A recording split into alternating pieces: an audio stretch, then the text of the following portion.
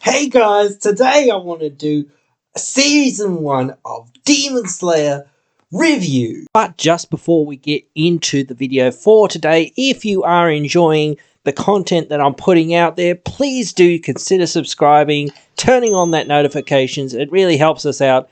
But with that being said, let's get right on into the video for today. Alright, so we're doing season 1 review of Demon Slayer.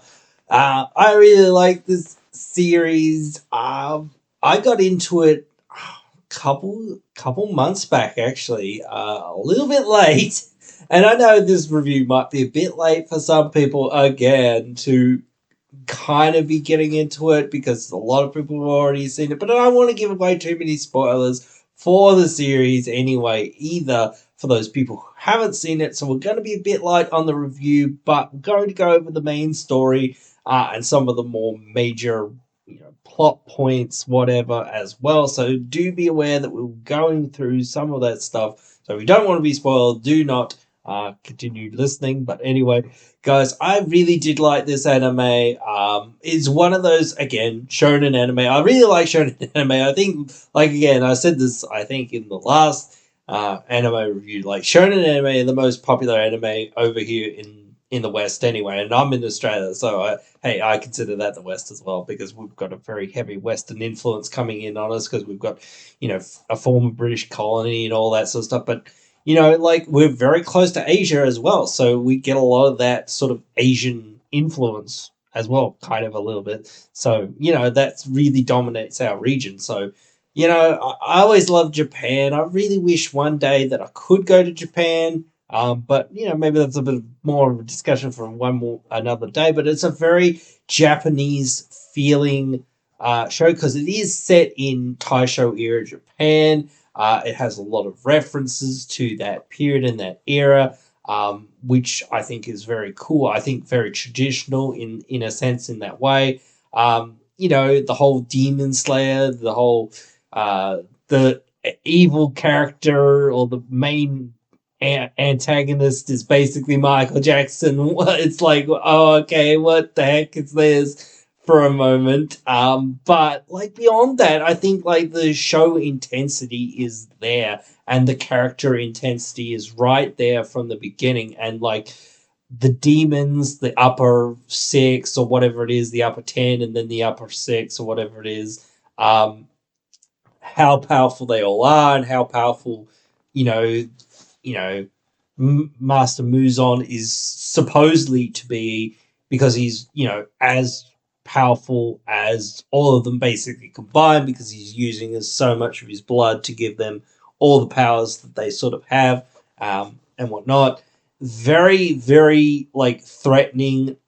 We don't really get to see him too early on in the series, though he actually does turn up in like I think maybe episode 7 or 8. I think somewhere in there, which is quite interesting, which is quite early on in the season, but we don't get to see him early on in the season. So, of course, he somehow finds this village after Tanjiro has left his family to go get firewood. He gets lost not lost, but he gets stuck on the mountain and then can't get through because of a bad storm, and his family dies. Muzan has killed them all. Somehow he's turned Tanjiro's sister Nezuko into a demon by perhaps giving her some of his blood, but due to something very odd with Nezuko, she isn't a full-fledged demon or something, and at this point she's weakened or whatever, and Tanjiro is able to negate her and put her in a box essentially. I think with some help as well from one of the elite, by one of the elite um, Demon Slayer core there as well. I don't know whether he's actually enlisted to the next level. I'm probably sure he probably is on the next level. So yeah, that was there. So after that, he goes to train and whatnot to learn swordsmanship, become a demon slayer so that he can save his sister, all of this. We start to see Nezuko having her own powers sometime after this, and it's like it's more minor powers in the first series, but she certainly has some powers and whatnot in that first series. And she is a demon, but since she's been tamed essentially by the master that Tanjiro was studying under, or helped to be tamed by him, that she's under control and whatnot, so that she's not an actual like threatening demon, like because most of the demons that are in the show are basically, killers and destructive beings and whatnot. Not that they don't have a mind of their own in a sense, but they they only thirst for destruction and chaos and whatnot. Whereas Nezuko is, you know, not like that. She, just wants to live a life of peace and serenity or whatnot. Um, and I think that comes from her past as well, and kind of comes from, you know, a lot of the things that have kind of happened along the way as well, anyway. But more of this gets developed a lot later in the next series and whatnot. But anyway, um, they're on the hunt for Master Muzan to hunt him down, take him down, because if they can take him down, the curse, hopefully, on Nezuko will be lifted and she'll be returned to being a regular human. She can go back to her regular life, and it will help save all of the other people from, regular humans from all of the demons that are around, causing trouble, causing deaths, causing, all of these sufferings and whatnot. And even the demons are shown to be people, mostly people that have suffered throughout their lives and whatnot. And I really think that that's a really poignant point in the show, and I really enjoy that part of like showing that the demons aren't just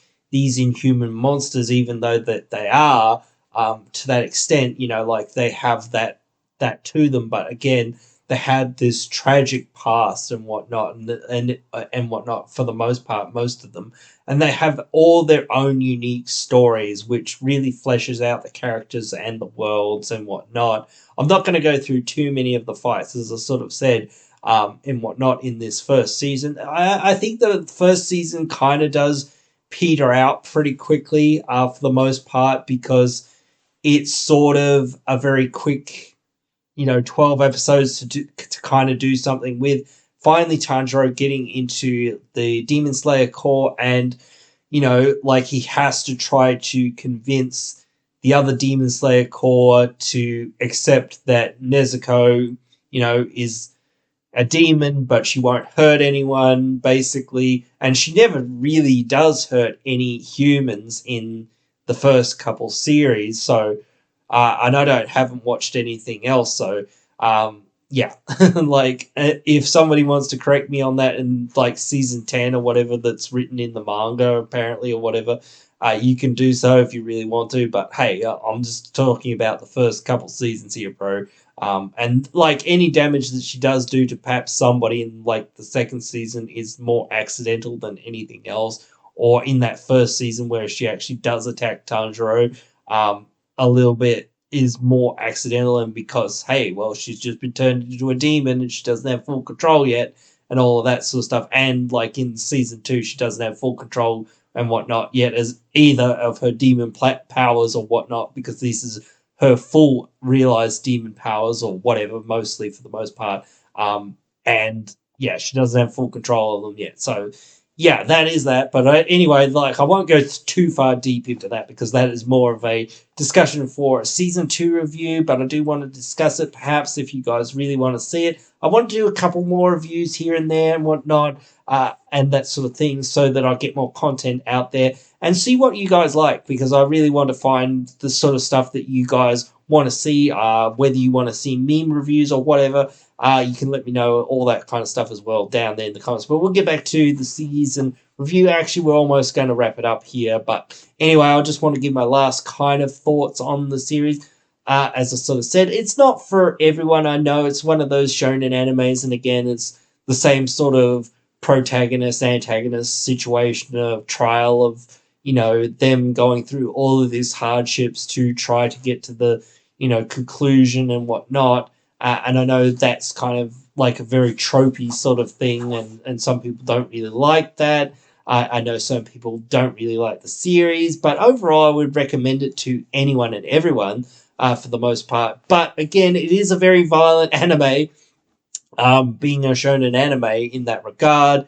And, you know, there's lots of blood, lots of guts, lots of this and that, and demons and whatnot. There's a lot of adult themes in this sort of show because it deals with, like, you know, suicidal, or not suicidal, but like self-harm and things like that and whatnot, or, you know, depression and you know, pain and suffering, mental like issues and whatnot, more of that sort of side of stuff and whatnot. So it's not just fun, happy go lucky sort of show, which, you know, like, I like depth and whatnot. I like that to the show. I like that whole, you know, it shows that people aren't perfect, and even though they might not be perfect, they can still be redeemable, even though they've done some terrible things and whatnot. And I don't agree with some of the, you know, like that sort of stuff to a degree, but again, like, it's showing you like how people can be redeemed and things like that, even if they are demons and whatnot.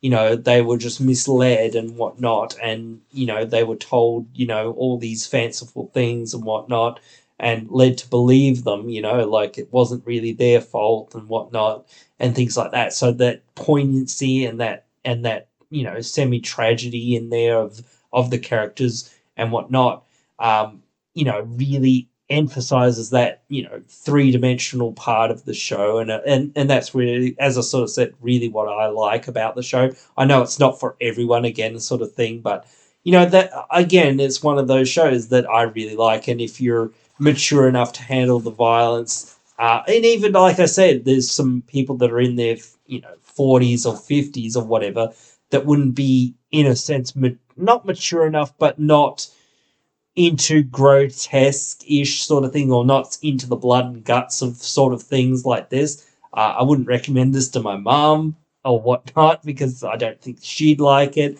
You know, but that's that thing. It's like, you know, different, you know, strokes for different folks. You know, this is an anime that I really like. I don't love blood and guts and all that, but I really love the storytelling. And when you have that storytelling and it's so intense, you do need that resolution sometimes, and, you know, that is there. So it's one of those things. I would love. I don't know whether to talk about Mugen Train separately as a whole thing, but I really think Mugen Train deserves to be its own separate thing. But I don't think it is actually. Is it actually part of season 1, or is it actually part of season 2, or is it like season 1.5? You guys can let me know that as well. Write your thoughts down there in the comments below. I will review Mugen Train as a separate thing, but, you know, is it part of season 1? Is it part of season 2? Or is it just its own thing? Or is it not really per se canon to the show? Though I think it absolutely is canon to the show. Though, do you actually need to watch it to actually like fully invest in the next part of the series? I think you do, to be honest. Like, I think you lose quite a lot if you don't watch Mugen Train, but maybe that's a bit more of a discussion for that whole review and whatnot. But again, you guys can let me know your thoughts on that and on this review and whatnot. I don't give star ratings and things like that. I just give my general impressions and the characters. I really like, you know, I really like some of the comedy in this show and whatnot. As well, it's not just blood, guts, and gore and whatnot. It's got a lot of heart, and it's got a lot of things that I really like. And this is one of the new animes that I really, really do like.